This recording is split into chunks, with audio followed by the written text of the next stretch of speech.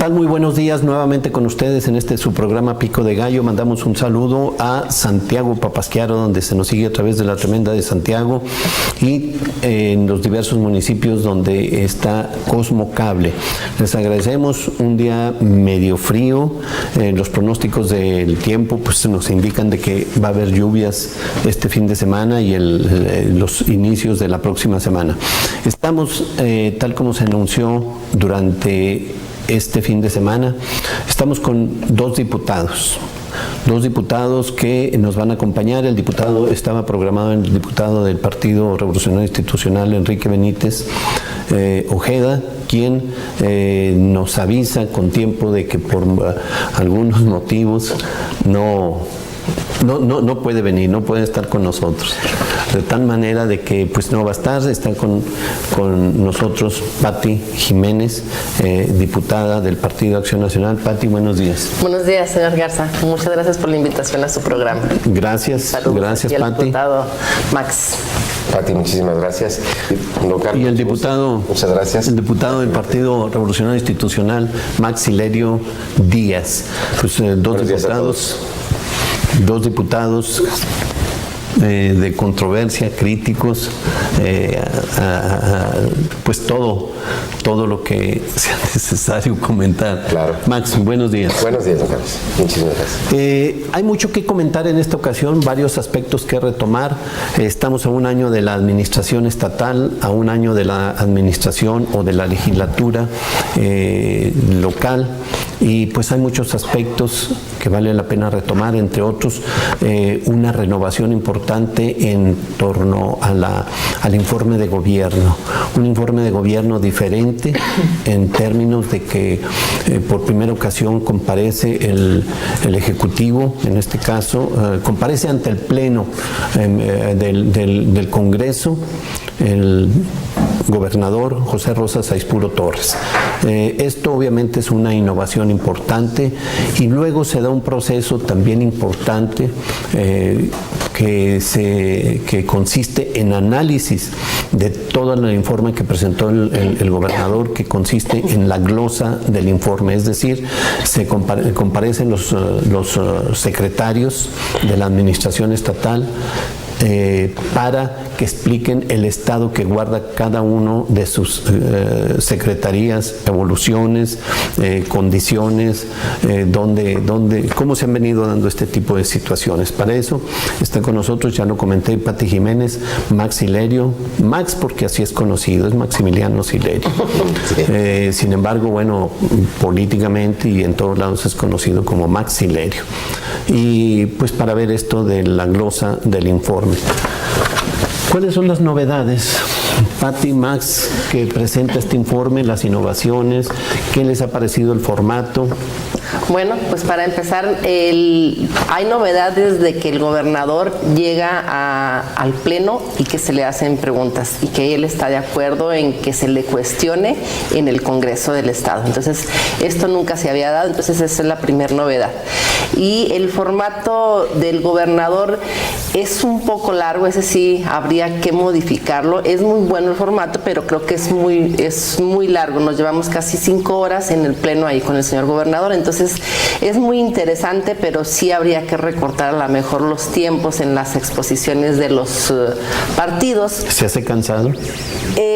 Fíjese que para nosotros no, pero yo creo que para el público que está ahí presente, yo creo que sí, nosotros sí estamos acostumbrados a llevar sesiones largas, pero la gente que está ahí no.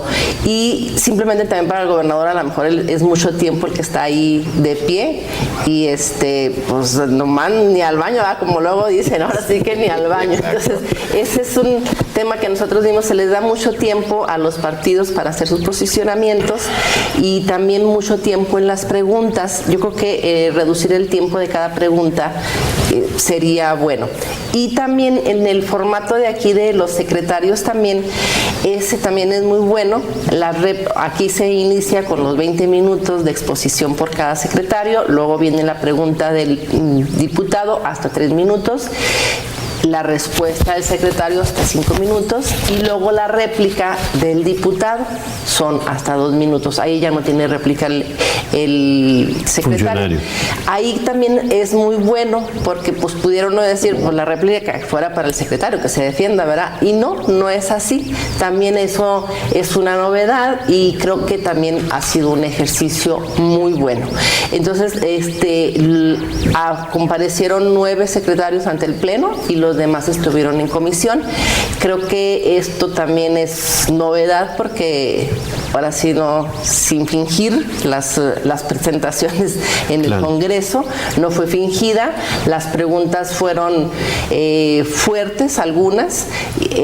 También se nos criticó por parte de un diputado que no se quedó dormido, yo creo, que no vino, se criticó, dijo que era nada más alabanza y aplauso. Claro que tiene uno que agradecer el que estén y que hayan tenido la buena disposición de asistir y de contestar todas las preguntas. No se hizo, o sea, nadie tuvo, pues ahora sí que ni por qué no ir, se contestaron todas las preguntas, ahí hubo una un poco más ríspida, pero aún así se contestaron las preguntas y yo pienso que sí dejaron a la ciudadanía un poco más conforme, porque se dieron ahí, ahora sí, las cifras, resultados de lo que ha sido un primer año de trabajo en un gobierno de un cambio después de 80 y tantos años de gobierno. Entonces creo que es bueno y bueno, a lo mejor la gente ha estado esperando un poco más cambios, pero en un año no se puede cambiar todo lo que hemos traído nada más de gobernando un solo partido, ¿verdad? Entonces yo creo que sí hay novedades en este primer ejercicio a manera de reforzarlo y ser mejor para el próximo año. Max, yo quisiera hacer énfasis estoy de acuerdo en todo lo que dijo mi compañera, pero sí quisiera hacer énfasis en un tema. El gobernador hace muchos años se presentaba ante el Pleno de los Diputados, pero era un acto más bien protocolario, donde el gobernador hablaba y después un diputado, el consentido, le respondía. Y era muy faraónica la situación, no había realmente un intercambio. Después se cambió radicalmente a que el gobernador nada más mandaba, porque ni siquiera la ley no te obligaba a ir, mandaba el informe y hacía por fuera, en otro lugar, un acto que le llamaba mensaje al pueblo o mensaje político, ahí sí todo muy bien controlado. Por eso sí es novedoso, realmente novedoso este sistema, porque está yendo al Pleno, pero está yendo ante la posibilidad de ser cuestionado por todos los grupos parlamentarios y por las representaciones de partido. Pero adicionalmente a eso, pues en esta ocasión el Congreso está en manos de un partido diferente al del Ejecutivo. No existe la misma, digámoslo así, unidad de ideas, para no decir sometimiento, ¿verdad? A ver, ¿cómo estuvo? Sí. Un gobernador diferente al Ejecutivo. Perdón, el legislativo del Ejecutivo, sí. ahí fue un error. Sí. El gobernador es de un partido y el legislativo es de otro. Entonces, ahora sí hay en esta ocasión una posibilidad real y yo siento que ambas partes, tanto el Ejecutivo como el Legislativo, hemos estado atendiendo esta nueva realidad y actuando en consecuencia a ella. Respecto a por eso se me hace muy novedoso y me parece muy correcto, yo creo que sano para el crecimiento democrático de Durango. Respecto a las comparecencias, ahí difiere un poquito de mi compañera, no todos respondieron todo lo que tenía, hubo secretarios que iban muy bien preparados, que tenían muy bien acomodada toda su tarea y que respondieron a las preguntas que les hicieron, algunas incluso que los pusieron en aprietos. Incluso no siempre del partido de oposición, o sea, del PRI.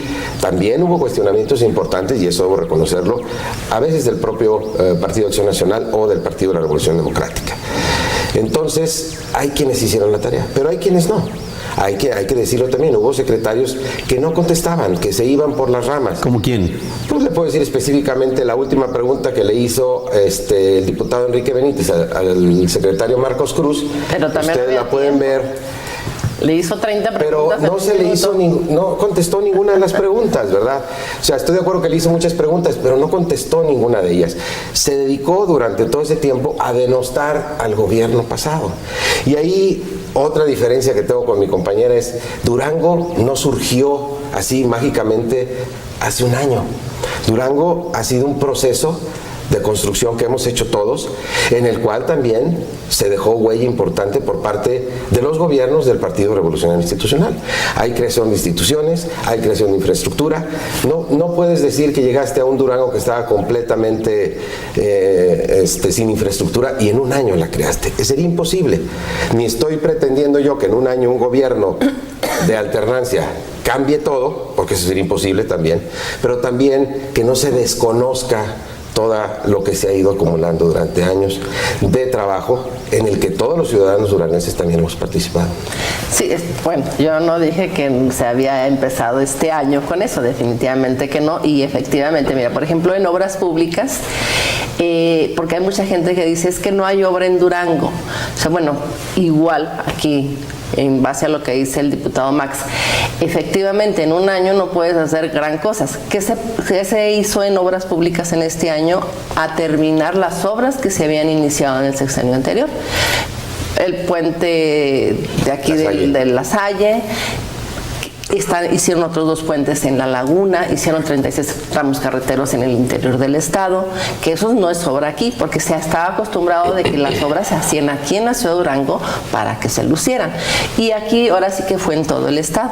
Entonces, ese tipo de cosas no se hicieron en este año, por supuesto. Han venido terminando, cerrando todos esos proyectos que venían desde del sexenio anterior y ya terminado, ¿no? En el tema también aquí en obras públicas creo que se ha avanzado, o sea, en La Laguna creo que desde que estaba tu papá como gobernador nos hacía un puente, hicieron 2 puentes y bueno, o sea, son detalles que se van haciendo. Se hizo la reconstrucción o renovación del estadio, que tenía también más de 40, creo que 38 años que tampoco se le metía mano. O sea, sí han ido haciendo algunos cambios, algunas obras que sí también se requieren aquí en el estado. Entonces, sí estoy de acuerdo, ¿verdad? No es un detalle que se empezó este año, definitivamente, ¿no? Pero yo insisto, o sea, no es suficiente el tiempo, así como no es suficiente el tiempo de dar respuesta en 5 minutos a todas las preguntas que se hacen, pues tampoco en un año es imposible que se hagan cambios y que realmente mejoren a la ciudad de Durango y al estado de Durango. Yo creo que se tiene que ser más crítico definitivamente en este ejercicio, yo creo, de estar hablándole a los secretarios y señalando. Yo creo que también es muy bueno para que en todo el año, ahora hay novedades también, por ejemplo, con la nueva ley de disciplina financiera, la Contraloría, van a estar muy fiscalizados. Ahorita, bueno, pues fue el sexenio anterior porque le tocaron 8 meses de este año, ¿sí? De este año, pero fueron 4 meses ya de esta nueva administración y con la nueva ley de disciplina financiera van a estar fiscalizados de aquí en adelante todos, ¿no? Entonces, todos los secretarios tienen que ser transparentes, se tienen que hacer, ahora sí que pendientes de que realmente se haga su trabajo. Entonces, ¿hubo transparencia de parte de los secretarios en esta comparecencia? Sí se reflejó. Sí. ¿Quedaron satisfechos ustedes con el formato nuevo? Sí, definitivamente. Sí se alcanza a... Podemos mejorarlo todavía y hacer adecuaciones, como decía la diputada, en los tiempos, sobre todo en el tiempo del gobernador, tal vez en las comparecencias ante nosotros los secretarios, ahí podemos alargar más nuestros tiempos e incluso generar un poquito más de tiempo al secretario. Yo creo que sí nos da, pero en la comparecencia del gobernador sí tendríamos que acotarlo un poco a menos participaciones o con tiempos más reducidos. Estas comparecencias de los diferentes funcionarios obviamente les refleja a ustedes una radiografía de cómo, al menos en la intención, de cuál es el estado que guarda cada una de las secretarías, quién ha trabajado, quién no, quién ha evolucionado. Desde el punto de vista de ustedes, ¿qué funcionarios deben de cambiarse? Bueno, esa es una decisión que le compete exclusivamente pero es desde el punto de vista de ustedes, como todo ciudadano. Pues yo creo que en estas mismas comparecencias... Porque incluso, bueno, yo antepongo el hecho de la comparecencia para que ustedes tengan un juicio de valor en este sentido. ¿Quién no está cumpliendo con su trabajo? En estas comparecencias, precisamente, ahí se notó quiénes están más comprometidos con su trabajo, quiénes están más atentos a cuidar los detalles, a hacer bien la tarea, y quienes están en una posición probablemente de equilibrios de cumplimiento de compromisos previos o de transición rumbo a otro tema. ¿Quiénes son los que están de transición? Yo creo que nos estaríamos mucho rato analizando cada uno. Estamos hablando de 9. No, yo no me atrevería a decir, mire, yo creo que aquí hubo, para sorpresa a lo mejor de muchos, trabajo que no sabíamos que se estuviera haciendo. Y por ejemplo, yo lo comenté con el secretario de Obras Públicas, por ejemplo, o sea, ¿por qué no se da a conocer el trabajo que están haciendo? O sea, si a nosotros hicieron una presentación, ahí estuvieron diciendo, ¿por qué no se había comentado antes? Antes pues se anunciaban, cada tercer día se ponía una piedra y lo anunciaban como un platillo, ¿no? Hoy no. Entonces digo, esto es lo que se tiene que saber, la gente lo debe de saber. Entonces, por ejemplo, ahí donde pensaba la gente que no hay obra y resulta ser que hay mucha, entonces dice ¿dónde? ¿En qué secretaría? En la Secretaría de Obras Públicas, por ejemplo. Estoy dando el ejemplo del trabajo que se hizo y que no se da a conocer. Sí, así es. Entonces, pues sí sería muy delicado decir cuál sí y cuál no, porque a la hora de las comparecencias, por ejemplo, en salud también, toda la cantidad de gente que se ha incrementado en atención, en lo que han corregido, y pues también es un trabajo que lo hacen interno, ¿verdad? Entonces tampoco se ve. Entonces dice uno, bueno, pues, y son de las secretarías más complicadas, o sea, el tema del desabasto de medicamento, la cantidad de dinero que, pues hay un déficit también, y o sea, ¿por qué está el déficit? ¿Por qué es el desabasto? Entonces, ese tipo de situaciones, ya cuando lo explica el señor secretario, pues dice uno, caray, pues pues no, ¿verdad? Sí, por ejemplo, a mí también el secretario de Obras Públicas me pareció que tiene claro las cuestiones. Efectivamente no ha publicitado muchas de las cosas.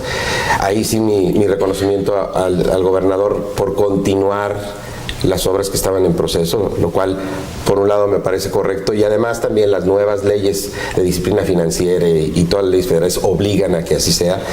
El secretario de Salud explicó claramente, a mí eso también me pareció bien, el tema del desabasto de medicamentos. Es algo muy complejo que está metido en unas situaciones de poder adquisitivo entre las grandes dependencias que compran, como el Seguro Social, y que generan ciertos problemas en las demás dependencias por el tema de la compra. Desarrollo económico, me pareció también que traía muy claro su programa, muy claro también la ruta que se debe de seguir para ir alcanzando los objetivos. Manejó unos números que yo sí considero que fueron lógicos, porque por ahí he escuchado hay otros números en términos de generación de empleo que sí se me hacen más disparados, pero los que manejó el secretario se me hicieron lógicos, desglosó bien de dónde venía. Entonces, para mí, en lo personal sí me pareció importante, sí se despejaron algunas dudas, la mayoría de las preguntas que me tocó a mí hacer sí fueron contestadas. Este es un ejercicio que a mí me pareció muy interesante y que yo espero que lo vayamos mejorando. Ya conocen el Plan Estatal de Desarrollo, ¿verdad? Sí, evidentemente. ahí nada más déjame le digo también, por ejemplo, en finanzas también el secretario Jesús Arturo Díaz Medina también ha sido muy atinado, o sea, sí se le puso ya el pago a los proveedores, o sea, también el tema fue el año pasado, o sea, no había dinero, bueno, pues en cuestión de enero se pagó, o sea, en cuanto llegó el dinero de este año, también se quedó ahora sí que al tanto con todos los proveedores. Atinadamente también en la Secretaría de Finanzas la reestructuración de la deuda.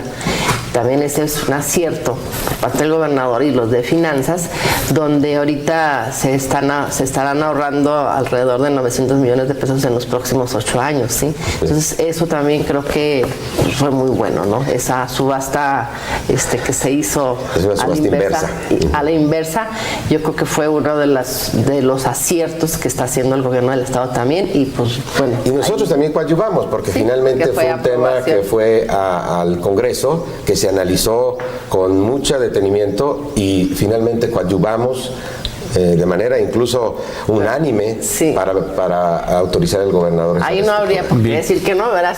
Si se iba a... ¿Qué urge por hacer en Durango? Yo creo planteaba inicialmente, bueno, conocen el Plan Estatal de Desarrollo, deben de conocerlo. Correcto. ¿Qué urge? ¿Qué obra? ¿Qué actitud? ¿Qué actividad? Perdón. Yo creo que aquí, si lo veo desde el punto de vista empresarial, aquí definitivamente es fortalecer a los empresarios locales y también generar las condiciones, los incentivos que se le tienen que dar a las empresas que vengan, probables empresas que se vengan a instalar para la generación de empleos.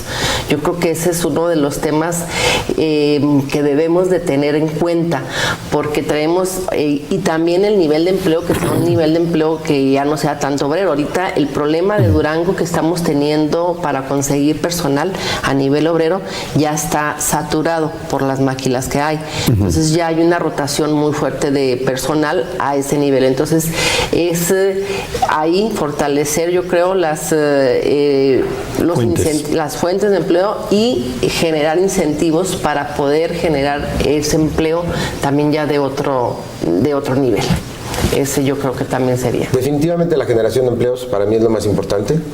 Tenemos que ir favoreciendo con términos legales, también con apoyos del gobierno, que tanto los locales como los foráneos puedan ir generando más, pero sobre todo empleos más remunerados, porque hay, como dice Pati, ahorita 26,000 empleos de maquiladoras, pero con un sueldo de 1.8 a 2.5 salarios mínimos. Entonces eso alcanza para sobrevivir, no para ir generando mejores condiciones de vida para las personas. Tenemos que ir fomentando mejores empleos más remunerados. Por eso ese es el punto número 1 de la agenda que en el Partido Revolucionario Institucional vamos a impulsar, que es generar las condiciones para que haya mayores empleos mejor remunerados. El segundo tema que yo considero que no debemos descuidar es el tema de la seguridad, porque si descuidamos el tema de la seguridad en el Estado, ahí estaríamos generando un punto de menos atractivo para la inversión. Y ahorita Durango es como una isla en medio de una circunstancia muy compleja. Coahuila trae problemas, Chihuahua trae problemas, Sinaloa trae problemas, Nayarit trae problemas, Jalisco trae problemas. Nosotros, al voltear a ver esos estados, estamos en una condición de seguridad privilegiada. Ahí sí, mi reconocimiento. No podemos decir que haya cero problemas, pero tenemos menos problemas que estos estados. Entonces, si mantenemos una buena política para atracción de inversiones y mejorar las condiciones, si generamos un clima de mayor seguridad, yo creo que estaríamos atrayendo suficiente inversión para que el Estado empiece a tener otro nivel en cuanto a su economía interna. También. El Estado de Durango tiene muy poco dinero, no puede invertir el Estado, tiene que venir a invertir gente de fuera. Yo creo que también otro de los temas, hablando también de inversión, es apostarle más al turismo. Durango tiene parajes preciosos, pero lo que nos hace falta es infraestructura, y ahí también se pudiera generar otro tipo de empleo, traer inversión, traer dinero aquí a Durango en la cuestión de turismo. Ahorita, bueno, se empezó ahí con unas obras en el Paseo del Oeste, pero sigue siendo ya un lugar que ya estaba establecido. Entonces yo creo que tenemos que ir haciendo infraestructura en todos estos lugares que son atractivos para generar turismo de todo el estado, de toda la República y de gente de fuera. Entonces yo creo que también ese es otro tema que tenemos que apostarle más. Bien, les comento. Varias circunstancias, sobre todo la situación y circunstancia económica, ha generado, y bueno, lo de los terremotos, las intensas lluvias han generado, sobre todo en el sur del país, un hartazgo grave contra la clase política. Es correcto. Agresiones directas contra el presidente de la República, contra el secretario de Gobernación, contra delegados de la Ciudad de México, que nunca se habían visto. Pero está muy generalizada esa circunstancia, esa situación. ¿A dónde vamos con esto? ¿Qué está pasando? ¿Qué sucede abajo con la ciudadanía? Yo creo que aquí, Ari, como lo comentábamos antes de entrar aquí a cámaras, hay una mala percepción por una cantidad, efectivamente, de políticos que pues se ha demostrado que se han llevado los millones, ¿no? Pero también yo creo que hay otra cantidad de políticos que hacen su trabajo.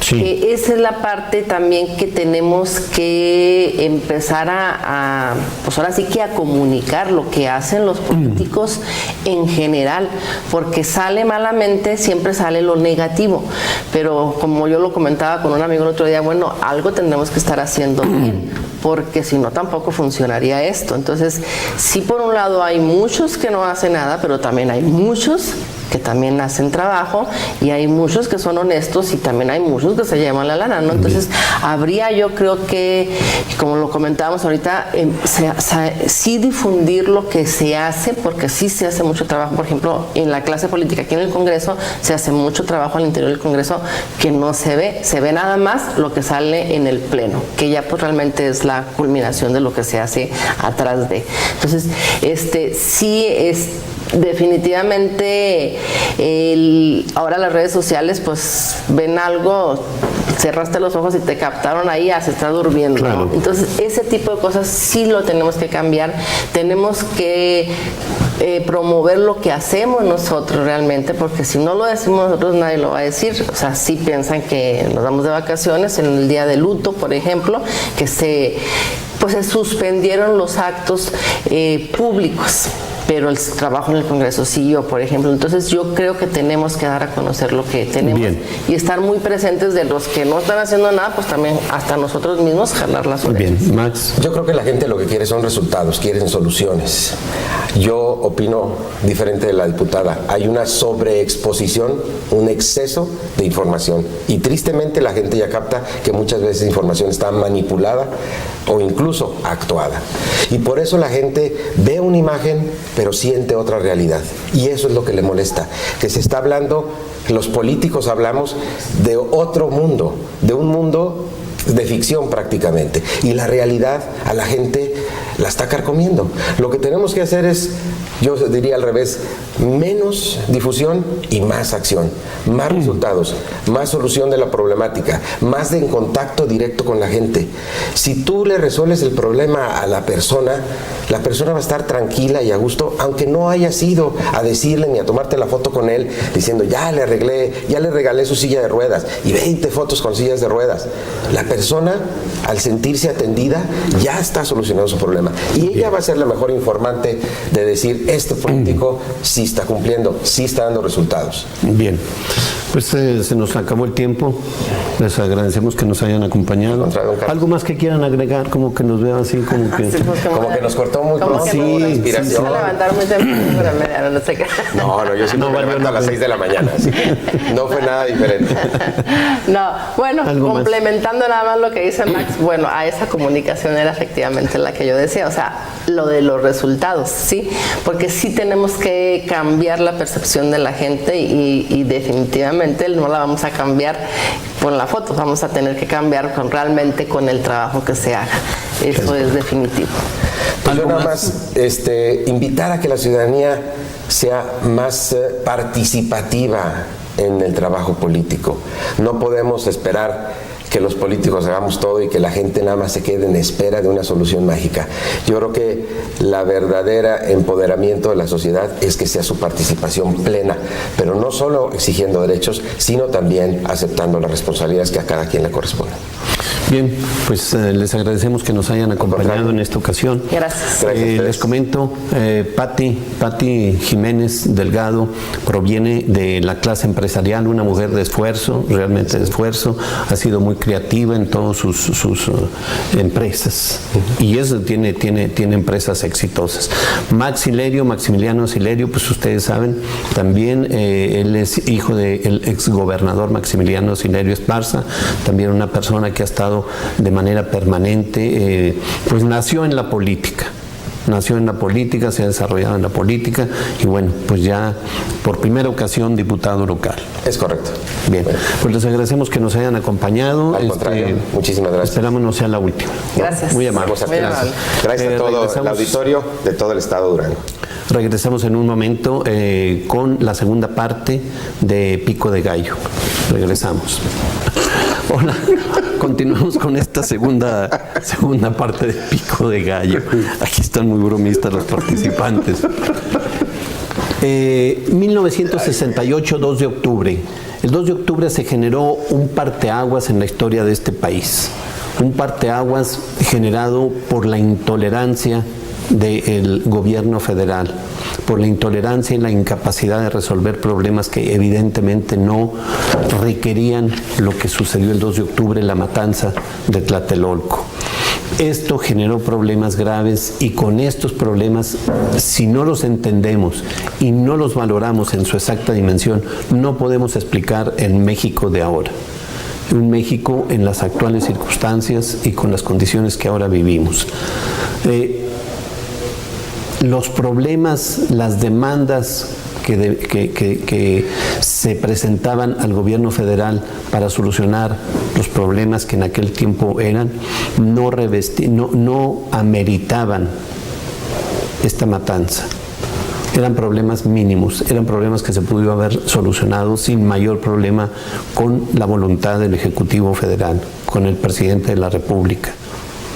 Esto hay que entenderlo porque esto nos va a ayudar a entender el México de ahora y las demandas y lo que ahora sucede en nuestro entorno y hacer una evaluación de cómo son ahora las demandas, cuáles son ahora las circunstancias en relación a lo que se vivía.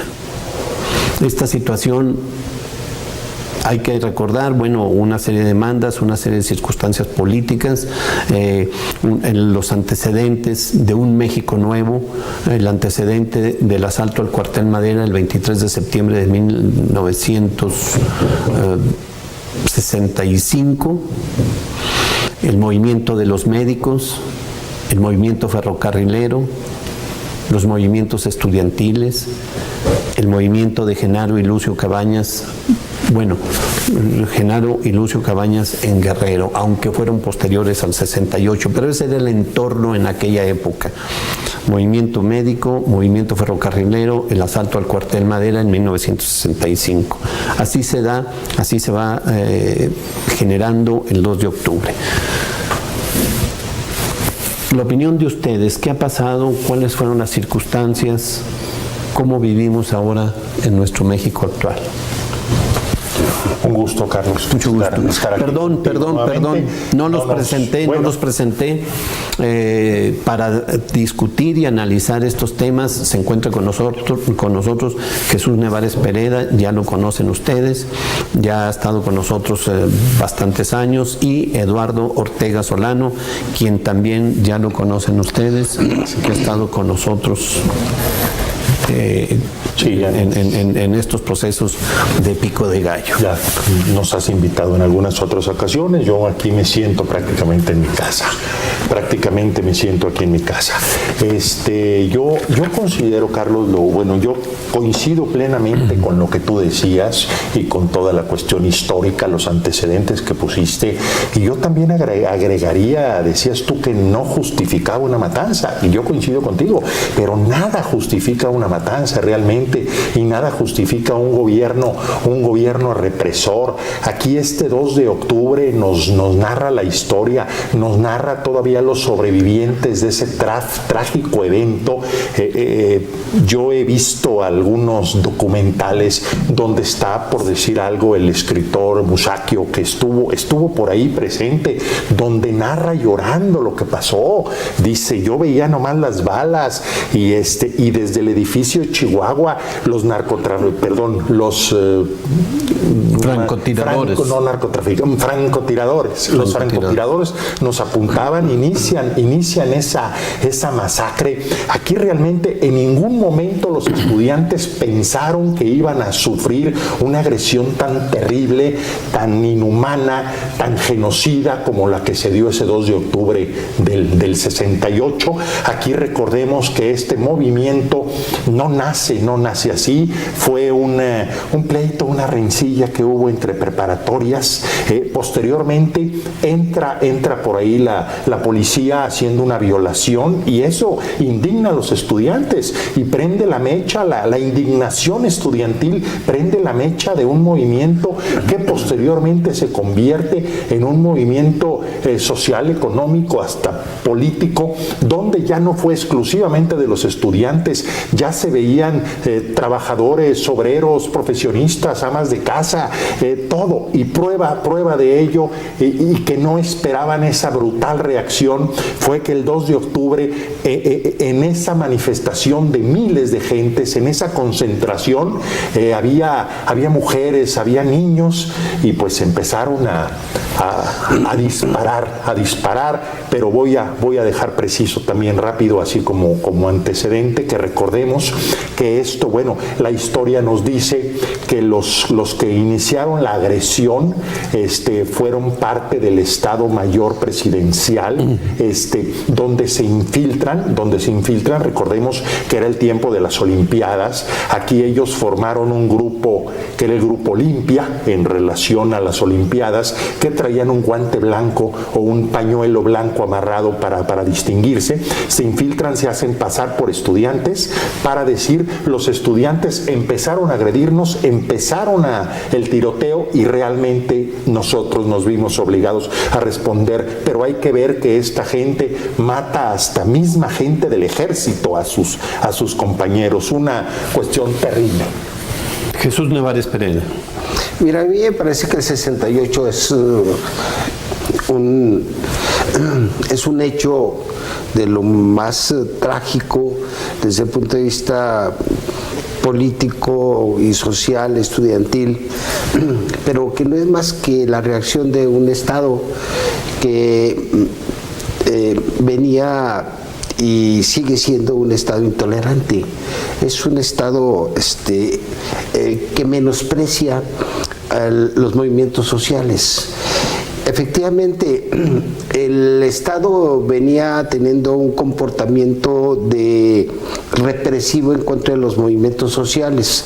Bien lo señalabas en el sentido de que fue reprimido el movimiento médico, fue reprimido el movimiento ferrocarrilero, fue reprimido el movimiento de telegrafistas, fueron reprimidos los electricistas. Es decir, tenía un comportamiento marcadamente represivo, con una ausencia de diálogo. Me parece que lo sigue teniendo actualmente, no ha variado mucho. El 12 de octubre es la culminación de todo un proceso en donde el Estado mexicano estaba orillando a la exasperación, a la angustia, a la desesperación, a grupos reivindicativos que no tenían salidas más que la lucha armada. Y esto no era nuevo, venía de Rubén Jaramillo. Rubén Jaramillo se lanzó en una situación de rebeldía en el estado de Morelos, y había otros focos, ¿no? Que no se registran de manera clara en el estado de Guerrero, en el estado de Oaxaca, en el estado de México, en el estado de Michoacán, que venían ya de una situación de beligerancia cristera en algunas cuestiones, en algunas partes como en Michoacán. Esa tendencia de ciertos grupos a no aceptar y a jugarse su propia vida por un ideal, y no les queda otra más que la lucha armada. Entonces, bueno, el 68 marca uno de las exasperaciones del Estado, que no termina en el 68. En el 68 inicia una de las más feroces persecuciones, encarcelamientos, asesinatos, torturas del Estado mexicano contra los disidentes, la llamada Guerra Sucia.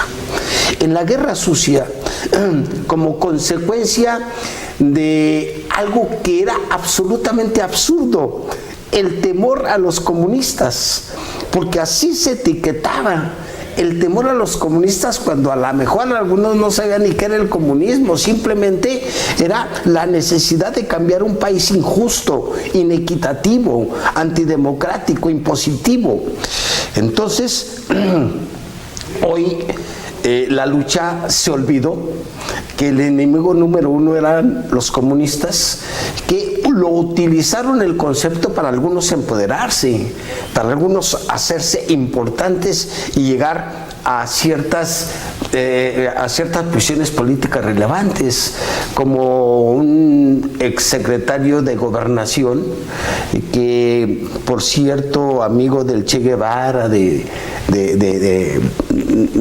¿cómo se llama? De Fidel Velázquez, Fidel Castro, ¿no? Gutiérrez, no, de Fidel Velázquez también, pero también de Fidel Castro, de los dos Fideles era muy amigo. Entonces, bueno, sí, pero yo quería decir Fidel Castro, se me fue. Bueno, Gutiérrez Barrios, entre otros, le inventaron el mito de el enemigo público número uno y el peligro para el país son los comunistas, para aprovecharlo políticamente para grupos, y aprovecharon presidentes superconservadores como Díaz Ordaz para que reaccionara así. A mí me parece muy importante lo que dices. Hay que entender el México actual a partir de esos hechos. Tuvieron que dar respiros, porque ya no se podía esta represión terrible, ya no se podía. Entonces uno de los políticos más lúcidos que ha tenido el país, que es Jesús Reyes Heroles, instrumenta la reforma política. Una reforma política en donde dice, es necesario que el Estado mexicano tenga un contenido, una estructura política en donde quepan todos, hablen todos y se incluyan todos, incluyendo a los comunistas. Y ahí entra una nueva etapa. Pero el Estado mexicano no lo entendió. ¿Y qué fue lo que hace el Estado mexicano? Corromperlos. Claro. Y entonces los partidos políticos, que en su inicio era para que sostuvieran sus convicciones, se van corrompiendo y se van descomponiendo. O lo entendió muy bien. Lo entendió muy bien, así lo veo yo. Fue en mi opinión, fue una estrategia política de desarticular realmente los grupos comprometidos con la sociedad, la gente realmente comprometida de izquierda, los luchadores sociales, los revolucionarios auténticos. Y no hablo de revolución como movimiento armado, sino como una revolución del pensamiento y de todo eso, aunque claro también hubo mucho intento de lucha armada. Aquí realmente, ¿qué pasa a partir de esa reforma? Los partidos políticos empiezan a recibir prerrogativas, ¿verdad? Incluido el Partido Comunista Mexicano, el cual, bueno, eran efectivamente los comunistas los que se comían a los niños, los excomulgados, ¿verdad? Entonces, ahorita estamos viendo que con todo este pragmatismo que nace, el Partido Comunista Mexicano pierde su registro, se queda aislado, enarbola el movimiento de izquierda, el PRD, el cual ahora lo vemos aliado con el PAN y con un total pragmatismo, ¿verdad? Y ya dicen, es que... ¿Cómo se le llama ese pragmatismo? No lo puedo decir cómo se le llama. ¿Le da los tartamudos? No lo puedo decir. ¿Cómo se llama ese pragmatismo? Pues es que es una palabrota que no podemos decir. Pero sin embargo, yo considero, ve tú a la misma gente que se autonombra de izquierda decir, es que la ideología ya no existe, ya es otra cosa. No existe para ellos, ¿verdad? Los que realmente pensamos de diferente manera, pues los vemos los que son unos mercachifles de la política. Y eso fue precisamente a partir de lo que dice Nevares Pereda, el cual yo creo que tiene razón, lo entendieron muy bien. No es que no hayan entendido el sistema político mexicano, y la represión sigue tal vez un poco menos notoria, la gente tal vez un poco menos comprometida, y veamos que hace casi 50 años está la matanza del 68 de los estudiantes, y hace 3 años acaba de cumplirse la matanza en Ayotzinapan de 43 estudiantes también. Entonces, pues definitivamente no han cambiado mucho las cosas en ese aspecto. Nada más una acotación. Ese pragmatismo se llama oportunismo. No se explica de otra manera. Es una actitud oportunista, donde se hace a un lado toda postura ideológica, política, para aprovechar las coyunturas y seguir dentro del escenario político y seguir gozando de las prerrogativas. Yo creo, Carlos, así rápidamente, eres generoso con con tu calificativo de oportunismo, coincido con él, pero sí eres muy generoso. Yo le diría No lo diga. muchas palabrotas. No, ya, sin ya, duda ya lo podría, conocemos, pero- ya lo conocemos. Yo nada más una precisión. El Partido Comunista no perdió su registro. El Partido Comunista decide disolverse para integrar un bloque de fuerzas democráticas con vías a constituir otro partido político. Pero nada más era una precisión. No pierde su registro. Pero yo, más allá del pragmatismo, del oportunismo, yo lo llamaría traición. Cuando tú tienes convicciones y las dejas, estás traicionándote. Claro. Estás traicionando tu punto de vista, pero no solamente eso, estás traicionando a quienes se supone deberías de haber sido reivindicador. Estás traicionando a la gente a la cual querías servir. Y entonces se convierte en una traición. Y el Estado, con contenidos de individuos que han traicionado sus convicciones, es un Estado sumamente cuestionado, débil e inútil, ¿no? Inútil. Porque cuando menos yo considero que el Estado mexicano es un Estado que ya tocó fondo. Y que se están viendo las reacciones de la insurgencia civil como lo rebasan. Por razones de tiempo, quiero puntualizar sobre el desarrollo que traía usted, Jesús Nevares Pereda, en el sentido de que después del 68, con todas las circunstancias que se presentan, pasando por el 10 de junio de 1970, el halconazo, pasando por Genaro Vázquez, Lucio Cabañas, la guerrilla urbana, significada básicamente por la Liga Comunista 23 de septiembre, llega la apertura democrática. Apertura democrática cuya intención, instrumentada por Jesús Reyes Heroles, muy acertadamente, y coincido con los calificativos hacia él, hacia Jesús Reyes Heroles, instrumenta esto. Pero sin embargo esto tiene una continuación. Sí.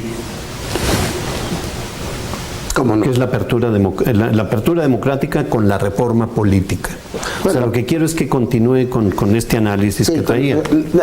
La apertura democrática tiene... Es el inicio, es la base. Sí, tiene la idea fundamental de desarticular los grupos radicales y de una u otra manera meter en el Estado mexicano los demás partidos políticos, entre ellos al Partido Comunista Mexicano. Yo me acuerdo que yo era comunista en ese tiempo, dimos la batalla ideológica al interior del partido, porque decíamos que el partido debería tener tres vertientes fundamentales: la política que le ofrecía el Estado, en donde aprovecháramos los parlamentos para sostener los puntos de vista de izquierda, la vía social, en donde nos siguiéramos vinculando al movimiento social, al campesino, al sindical, al obrero, al estudiantil, y el de la guerrilla. El Partido Comunista no abandonaba la posibilidad de... Pero nunca pasó de eso. No, claro que no, porque no considerara que fuera el momento. Que era su punto de vista, ¿o qué? Sí, Espérame. No, ¿cómo que no? O sea, los que andaban en la guerrilla tenían su punto de vista. Se les respetaba o no, tenían su punto de vista. Nosotros creíamos que no era el momento. No fue el momento. Bueno, es que para ir a morirse nunca va a ser el momento, si no existe un compromiso real, ¿verdad? A mí aquí me parece que fue la falta de compromiso, la infiltración del gobierno del Estado, la infiltración de todo eso, la que dijo, vamos mejor a hablemos de una colonización ideológica, cambiarles el chip, ¿verdad? Donde ya se vuelven revolucionarios de café, donde se vuelven revolucionarios de las universidades, ¿verdad? Donde hablar de la guerrilla y de la patria nomás es un discurso florido. No hay absolutamente nada de eso. Es algo que corrompieron, y te digo, la prueba ahora, bueno, han existido sí guerrillas aisladas, pero que ya no, como ya no existe una conciencia popular revolucionaria de un pueblo que los apoye, pues ya es muy fácil apagarlos. Sí, claro. Donde las guerrillas han triunfado, como es en el caso de Cuba, tenían el apoyo popular. Aquí realmente, con el hambre que tiene México, que tenemos en México, le ofrecen a alguien 1,000 pesos y denuncia hasta su madre. Entonces, pues realmente es algo triste, claro. Es algo totalmente manipulado. La izquierda en este momento, los comunistas, los socialistas, es una postura mentirosa, es algo totalmente es una posición falsa. Yo no creo que haya ahorita nadie que represente la verdadera izquierda. No, yo creo que sí. Bien, continuando con el análisis que se viene haciendo, y por razones de tiempo comento todo posterior al 68, se lo dividen en dos partes, Jesús Reyes Flores. La apertura democrática, que ya comentó Jesús Nevares Pereda, que esta se concreta con la reforma política. La reforma política ya de una manera formal se hacen y se instrumentan los partidos políticos, se les da subsidio, se crean muchos partidos políticos nuevos, se crean las diputaciones plurinominales, senadores plurinominales, en la idea de incorporar al escenario político, al Estado político, a todas las corrientes. En la actualidad estamos viviendo un fenómeno. Esto yo lo dejaría así de manera rápida, esta explicación rápida. Y la clase política ahorita ya no está haciendo nada, ya no podemos, ya lo comentaba Eduardo Ortega Solano, hay un pragmatismo de tal manera de que ya lo que se busca no es la defensa de las demandas sociales, sino la defensa de los intereses del partido. Eso es más que obvio. Sin embargo, se está dando un fenómeno en la actualidad, en estos días, en estos momentos, que afloró de una manera importante, ya lo comentaba, con los ciclones y el sismo en la Ciudad de México, el terremoto. La ciudadanía, la gente ha rebasado las instancias formales gubernamentales. Se ha organizado de una manera importante, aparejado de un menosprecio intenso, fuerte, muy claro a la clase política. Al presidente de la República, secretario de Gobernación, delegados, gobernadores, diputados locales, federales. Es decir, la clase política ha quedado borrada en este escenario. Y esto es grave, porque aparejado a esto también se han dado robos de todos los apoyos que han generado en los estados. Hay una circunstancia más grave, de mayor conciencia ahora en la sociedad que en el 68. Hay mayor conciencia. Ante esta situación, ante esta realidad, ante estas evidencias que la estamos viendo, sobre todo a través de las redes sociales, ¿qué nos espera? ¿Qué está pasando? Mira, a mí me parece las consecuencias sociales y políticas que va a tener este comportamiento social que a todos nos dejó así como asombrados, no se van a saber de manera inmediata. Los cambios son históricos, pues quizá en una década se empiecen a vislumbrar estas transformaciones como consecuencia de el 68. ¿Cuánto tardó en crear sus cambios? ¿Cuánto tardó? No tardó 2 años ni 3. Fue inmediato. Fue inmediato. No, discúlpame, lo inmediato fue la Guerra Sucia. Lo inmediato fue la persecución. Todo un movimiento social. Las consecuencias. Discúlpame, pero las consecuencias sociales y políticas fueron inmediatas. Fueron a partir de la Ley Federal de Organizaciones Políticas y Procesos Electorales. De ahí partió. Antes es lo que te digo. Antes hubo movimientos sociales. La cuestión ideológica burguesa corrompió hasta ¿Pero los, qué tiene que hasta ver los eso? comunistas, ¿verdad? Ya, No, espérate, ya justifican espérate. No, y ya más dicen, respeto, más no, respeto. eso se fue. No, más respeto. Primero, yo no estoy corrompido. Segundo, tengo mi punto de vista. Sí. Y creo que este punto de vista lo sostengo aquí y donde quiera. Es decir, los efectos de transformación política y social no fueron al siguiente día, ni al siguiente año, ni a la siguiente vez. Hubo un proceso muy sufrido del movimiento político en México. Muy sufrido, muy intenso. Sí, Luego, claro, el pero fue Estado... inmediato. No, Es lo sí. que estamos diciendo. No, Es que claro, fue Morales- inmediato, fue inmediata la represión. Mira, que aquí- continuó el 10 de Aquí junio. lo que dice Carlos, lo del temblor y todo eso, la sociedad civil prácticamente nace en el temblor pasado, en el 85, donde hubo una solidaridad increíble, y ahora en este inmediatamente vuelve a salir la sociedad civil, la cual la sociedad está consciente y está en espera. Yo creo que se está hablando de dos cosas diferentes, ¿eh? A ver, espérame, Sí, espérame, sí, sí. no, espérame. Si creen que en este momento ya hay transformaciones sociales y que el 3 de octubre ya había transformaciones sociales, me parece que tienen una ignorancia de lo que es el proceso histórico. El proceso histórico no sé en 2 días. Las consecuencias de un hecho pueden durar hasta 50 claro, y hasta años. este Hasta momento, 100 años. Sí, o más, hasta Pero este y eso- momento lo estamos viendo. Pero las reacciones inmediatas del pueblo, de la ciudadanía son... No, eso sí a eso estoy de nos estamos acuerdo. refiriendo. No, claro, Pues entonces- por supuesto. No, yo estoy diciendo No, las consecuencias, no, ese es otro los asunto. impactos, las transformaciones que puedan surgir. No estoy diciendo que la movilización... Pero social nadie se habló está de expresando. eso. Se está expresando y de manera Ok. tan dura que el día de ayer en Oaxaca, unos vendedores artesanos que les impidieron vender sus artesanías, dispararon contra la policía y mataron a algunos.